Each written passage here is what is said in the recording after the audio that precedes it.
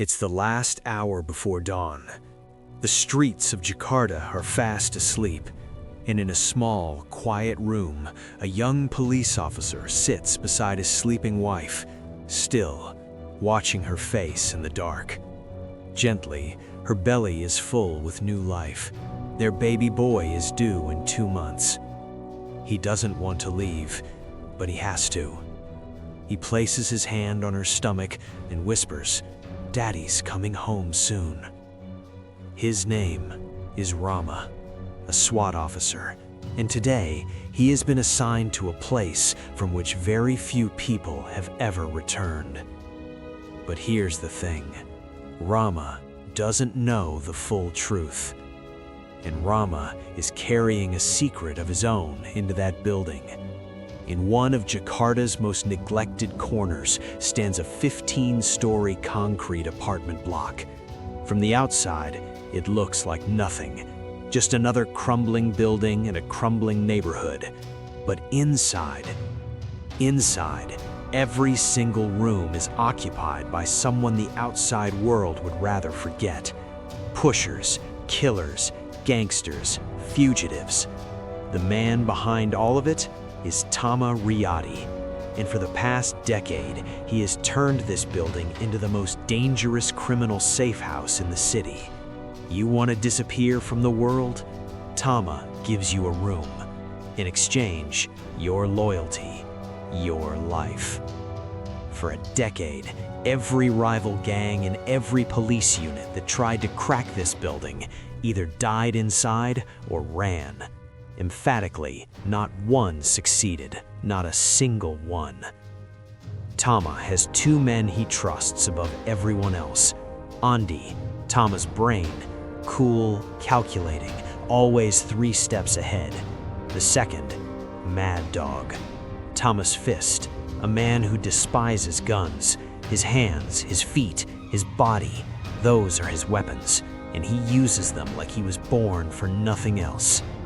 And today, Rama is going to come face to face with both of them. One is an enemy, the other is something far more complicated. Inside a sealed truck, moving through pre-dawn streets, Rama's full SWAT squad sits in silence. Lieutenant Wahyu is running the briefing. The target is Tama Riyadi. The mission is to bring him down, and the plan is deliberately simple. Go in, clear it floor by floor, take Tama at the top. Sergeant Jaka, Rama's commanding officer, sharp and experienced, feels something is off. The squad includes a handful of raw, untested rookies. He pulls Wahyu aside. Why are these kids here? Wahyu's answer, we need the numbers. Jaka's gut is screaming that something isn't right, but there's an order, and a soldier follows orders. Rama says nothing. He's checking his gear. His hands are slightly unsteady, maybe not from fear, maybe from the secret he's been carrying since the moment he volunteered for this assignment. The truck stops. The team steps out. The building looms in front of them, dark, silent, patient, like something alive, waiting. Wahyu never filed this mission officially. If this team dies inside that building, no backup is coming, because no one in the world knows they're here. Quietly, focused, the team moves in silence. First floor, clear. Second floor, clear. Rooms secured, corridors locked down. They're moving like a machine, precise, disciplined, unstoppable. But on the 6th floor, there's a kid, a young lookout boy planted by Tama, perched in the stairwell, watching for exactly this. The team spots him, but before anyone can reach him, he screams. One small scream, one single moment. But in this building, that's all it takes. Up in Tama's penthouse, 15 floors above, every monitor is showing the same thing. Tama watches, and slowly he smiles. He picks up the building's PA system. His voice echoes across every floor, every room, every corridor. Smooth, unhurried, almost pleasant. "Good morning, everyone. It seems we have some guests in the building today. Any resident who helps remove these unwanted visitors lives here free of charge forever." Every door in the building opens. Armed men pour out from every direction, every floor, every stairwell. The SWAT team is surrounded, outnumbered, outgunned, and completely cut off. Now the team understands this was never a normal raid. Communications are dead. There's no mention of backup. And Wayu, the man who led them here, is refusing to make the call. Sergeant Jaka backs him into a corner, eye to eye, demanding, "Who authorized this mission? Where is the official record?" Wahyu has no answer, and that's when Jaka understands everything. This mission was a setup. A corrupt senior officer named Reza, sitting safely behind a desk somewhere, used Wayu to send this team in as pawns. The real goal was never justice. It was to take Tama out and absorb his empire. These 30 men were never meant to walk back out. Jaka says it plainly, without raising his voice. "We're not here to do good. We're here to make someone rich." And then, from the corridors, sounds, boots, blades, and then blood. Wahyu brought this team here with no official record, no backup, no exit strategy. Every man who dies in this building officially never existed here. No one is coming. Of all the threats inside this building, the most dangerous one doesn't carry a gun. Mad Dog moves through the corridors like he's hunting, and when he finds someone, he takes them apart with his hands, his feet, every inch of his body weaponized through years of pure, obsessive training. He tells someone once, "Pulling a trigger, scalping slightly. That's like ordering takeout. There's nothing in it. But I need the pulse, the thing that rushes through your blood when it's real. That's all I care about." Solemnly, Sergeant Jaka, the most capable, most decent man on the team, crosses paths with Mad Dog. The two of them collide in a narrow corridor, and it is devastating. It goes on longer than it should, both men punishing each other past the point of reason. But in the end, Jaka falls, and he doesn't get back up. The team's moral compass, Rama's mentor, gone. And in this building, his death won't echo anywhere. No obituary, no salute, no record. With Jaka gone, the team has no leader.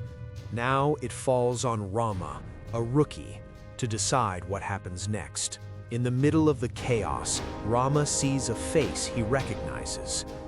The face belongs to Andi, Tama's right-hand man, the brain of the entire criminal operation, Rama's older brother. 6 years. 6 years of silence. 6 years since Andi walked away from his family, from his home, from Rama, and vanished into Jakarta's underworld without a word. And now, here he is, standing on the wrong side of everything. Rama moves toward him. "You have to get out of here, right now." Andi is calm, no fear, no guilt. "I'm not who I was anymore. This is where I belong. This is who I am." Rama stops. And then he says the one thing that makes Andi go completely still. "You're going to be an uncle. 2 months from now. A boy." For just a moment, just one single moment, something shifts behind Andi's eyes, something human and unguarded. Then he pulls it back. "I can't leave. You go. Change your clothes before you go back out there." Rama shakes his head. Steadily, "This uniform still fits me." Andi walked away from everything 6 years ago to become someone new. But through it all, quietly, without ever saying it, softly, he never stopped being a brother. Rama and his only surviving teammate, Bo'o, push upward, floor by floor, leaving bodies behind them, soaked in blood, broken. But they don't stop. The 15th floor. Tama's penthouse. The room where the man who started all of this has been watching every second of it unfold. Tama is relaxed, almost bored. He watches Rama approach on his monitors. Tama smiles, like he's been expecting an old friend. He turns to Yu and lays it out with no emotion at all. Did you really think you were going to win this? You've been dead since the beginning. Reza sent you here to disappear too. You were never anything more than a loose end he needed to clean up. Yu, the man who confidently walked 30 officers into a death trap, is shaking. The truth is standing right in front of him. He was never a player in this game. He was a pawn. And then Andy walks into the room, and everything changes. Tama had been tipped off by Reza. That's why he was ready and waiting. But Andy had been quietly protecting Rama this entire time, and Tama never saw it coming. The penthouse erupts. Andy makes his move against Tama, does the thing nobody expected from him. He steps in front of his brother. And in the chaos, Yu raises his gun. Tama, the man who had survived everything this city threw at him for a decade, who had documentation on every dirty deal, every bought badge, every corrupt handshake, goes down from a single bullet. Yu didn't shoot Tama for justice. He shot him because Tama alive meant exposure. Reza's name, Yu's name, every rotten thing that made this mission possible. It wasn't bravery, it was self-preservation dressed up as violence. But Rama saw every second of it, and he's not gonna let it go. Yu killed Tama to bury the evidence, but Tama had already planned for exactly this kind of betrayal. He'd put everything on a hard drive, every name, every amount, every corrupt deal, hidden, waiting. There's one fight left. Mad Dog, the man who killed Jaka, finds Rama, and this time there are no distractions, no interruptions. This is what the whole night has been building toward. A small room, Rama and Mad Dog. Mad Dog carries no weapon by choice, and yet he is the most terrifying thing in that room. Refusing to quit, they fight. This isn't just action anymore. This is survival. This is what it looks like when two people refuse to let each other fall. After a long, brutal, punishing fight, Mad Dog goes down. This time, he doesn't get back up. The building falls silent. Rama reaches the building's gate.